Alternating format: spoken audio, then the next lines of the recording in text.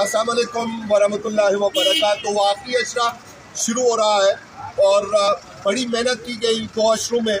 इन 2 अशरों की मेहनत को कल 21 रमज़ान शरीफ मौला मुश्किल कुशा अली पाक करमल्लाहु वजहुल करीम का यौम शहादत है।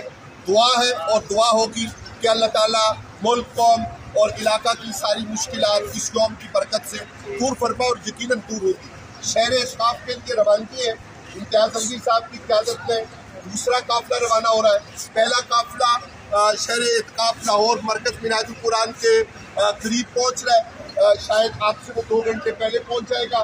तीसरा काफ़िला इसके बाद आ रहा है और फिर इंशाअल्लाह नफ़ली एतकाफ़ के लिए वक्तन फ़वक्तन वफ़ूद आते रहेंगे। हम भी इंशाअल्लाह आपको आज अल्लाह हाफ़िज़ कहने के लिए अल्लाह आपको खैरियत से ले जाए जनाब, और आपसे मिलने आएंगे, आपको फूल देने आएंगे और नफ़ली एतकाफ़ में आपके साथ शामिल होने आएंगे।